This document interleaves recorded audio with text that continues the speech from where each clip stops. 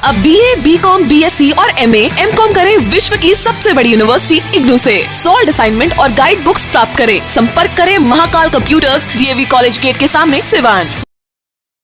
अभिषेक gas चूल्हा repairing home service Siwan में पहली बार फोन करके घर पर गैस चूल्हा रिपेयर करवाएं एवं साथ ही 60 दिन का वारंटी पाएं। एक बार सेवा का मौका। नमस्कार, आप देख रहे हैं ATN लाइव और मैं हूं चंदन। हमने 2 रोज पहले आपको एपिसोड 1 में दिखाया था कि किस तरीके से सिवान की जो धरोहर है एकता इंडोर स्टेडियम, जिसे सिवान के पूर्व सांसद मोहम्मद शहाबुद्दीन ने बनाया था, और कैसे वो जंगल बन गया, किस तरीके से जो है वो उसकी बिल्डिंग जर्जर हो गई और गिरने के कगार पे आ गई है। हम उसके दूसरे एपिसोड में फिर उसी जगह पे पहुंच चुके हैं और एक बार हम फिर से उस बिल्डिंग को दिखाएंगे कि देखिए क्या कुछ दशा है बिल्डिंग की, किस तरीके से जर्जर स्थिति है इस बिल्डिंग की।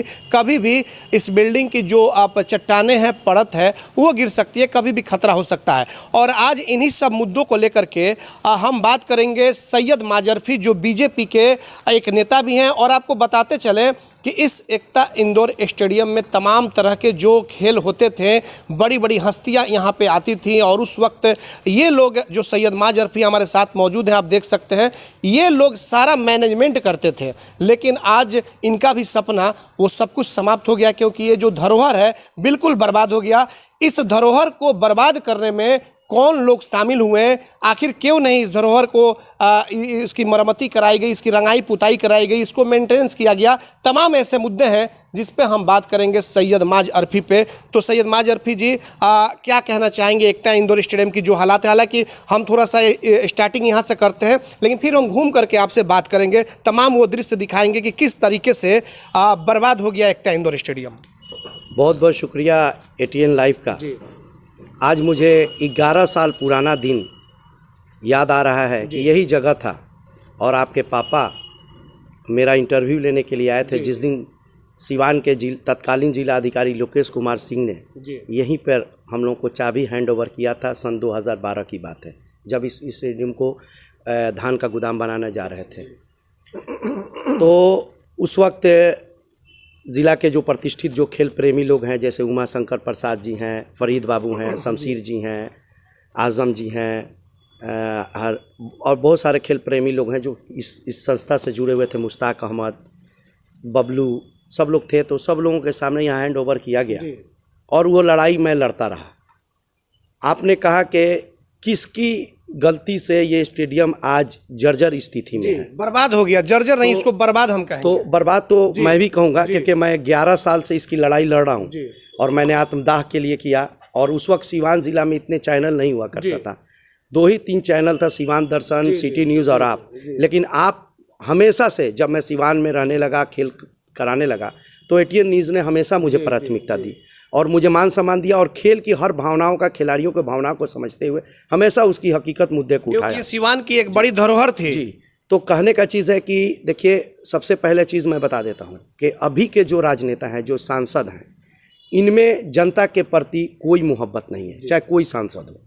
क्यों नहीं है? क्योंकि अगर कोई भी सांसद अगर सोच ले कि मुझे तरक्की करना है, तो जब सांसद शहाबुद्दीन साहब जब MP हुआ करते थे, तो उस वक्त 2 लाख करोड़ रुपया फंड आता था, MP फंड, जिसको MP लैंड बोलते हैं।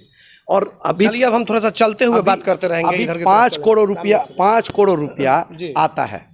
अगर एक सांसद चाह ले कि मुझे शहरी इलाके में, क्योंकि एक लोकसभा में 6 विधानसभा होता है, अगर 50-50 लाख रुपया हर विधानसभा में प्रत्येक वर्ष काम करे हेडक्वार्टर में, तो हर विधानसभा में तरक्की होगा।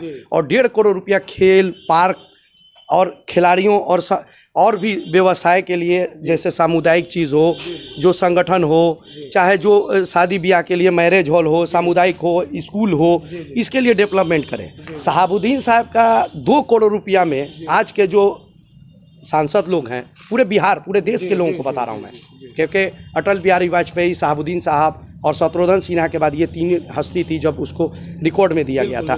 तो जो 2 करोड़ रुपया में इतनी सारी संपत्तियां बना सकता है प्रत्येक वर्ष, मात्र 5 साल में 10 करोड़ रुपया होगा, अभी 25 करोड़ मिल रहा है। तो जब मैं इसकी लड़ाई लड़ी, तो मैं जो भी सांसद रहे उनसे मैं इसके लिए गिड़गिड़ाता रहा जिला अधिकारी से, क्योंकि इसके महामहिम जिला अधिकारी हैं। और इसकी भरम फैला दिया गया। जब सीके अनिल ने जब इसको सील किया तो उस वक्त मैं यहाँ सिवान में नहीं रहता था, मैं पटना में रहता था। मतलब कि सील भी कर दिया गया था एकता इंडोर स्टेडियम, सील कर दिया गया था, सारे फाइल को लेकर के इसको लेकर के चले गए थे। जब सीके अनिल साहब का ट्रांसफ़र हो गया और जब संतोष कुमार मल यहाँ के जिला अधिकारी आए तो उन्होंने ये स्टेडियम को फिर से, क्योंकि वो खेल प्रेमी थे संतोष कुमार मल। हम रोकेंगे आपको, सील क्यों किया गया था और क्या उसका ये? देखिए, सील इसलिए किया गया था कि सीके अनिल साहब को ये बात समझा दिया गया था कि ये शहाबुद्दीन साहब का ऐशगाह है, यहाँ अपराधी रहते हैं, यहाँ खेल के नाम पर वो जिप्सी कैफे जो बनाए हैं अपने ऐश मस्ती के लिए बनाए हैं, जबकि ऐसा नहीं था। उस सिवान में मात्र इकलौता होटल था।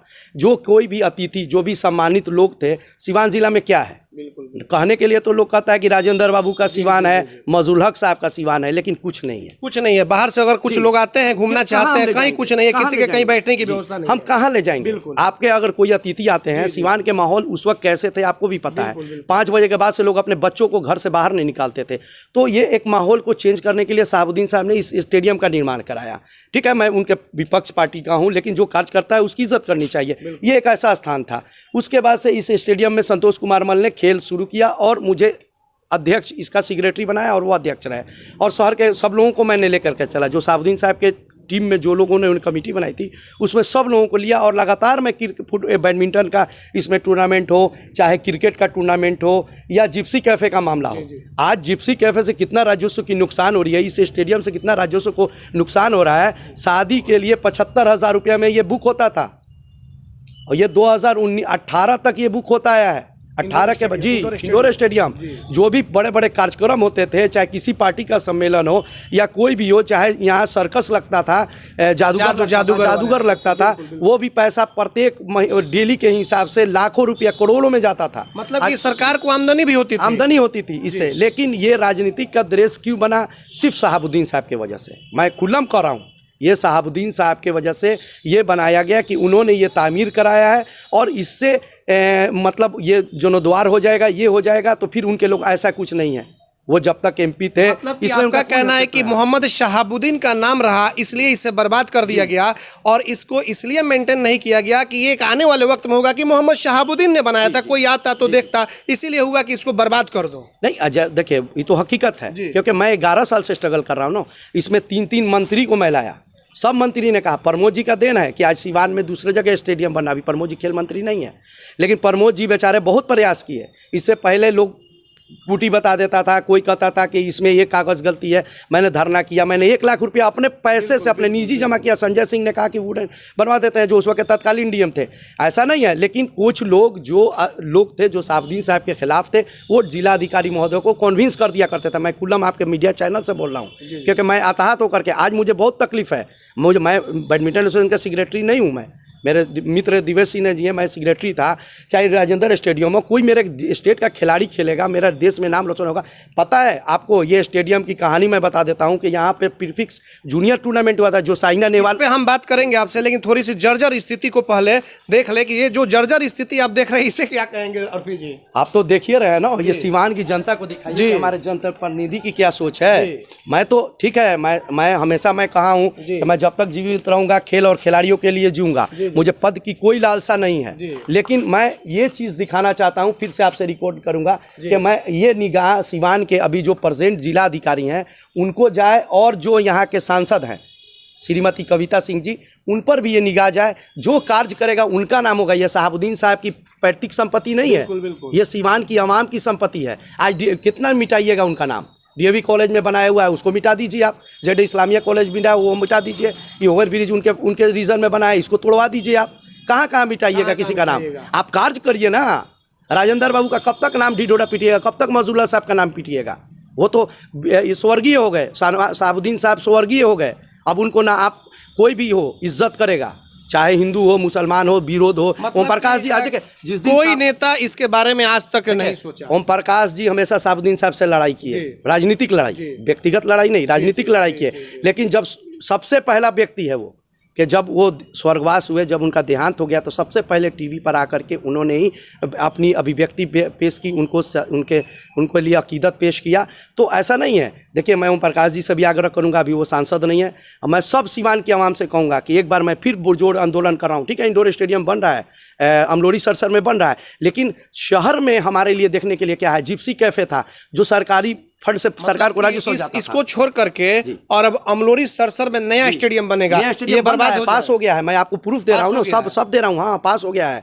और आपको हॉकी का ग्राउंड बन रहा है जेड इस्लामिया कॉलेज में, फुटबॉल बन रहा है सोहली में। लेकिन आज आप ये जगह छोड़ के क्यों जा रहे हैं भाई? राजेंद्र स्टेडियम में बड़े बड़े नेशनल मैच हुए हैं, रणजी ट्रॉफी का मैच हुआ है, इसमें भी हम बात करेंगे आपसे। लेकिन एक बार थोड़ा सा हम अपने कैमरामैन से कहेंगे कि दिखाएं ये कोई, देखिए लग रहा है कि किसी खंडहर में हम आ चुके हैं, लेकिन आपको बताते चले कि ये सिवान की एक धरोहर है, सिवान का एकता इंडोर स्टेडियम, जहां देश की बड़ी बड़ी हस्तियां बैडमिंटन टूर्नामेंट में हिस्सा ले चुकी है, जिसे सिवान के पूर्व सांसद जो अब इस दुनिया में नहीं रहे मोहम्मद शहाबुद्दीन ने बनवाया था।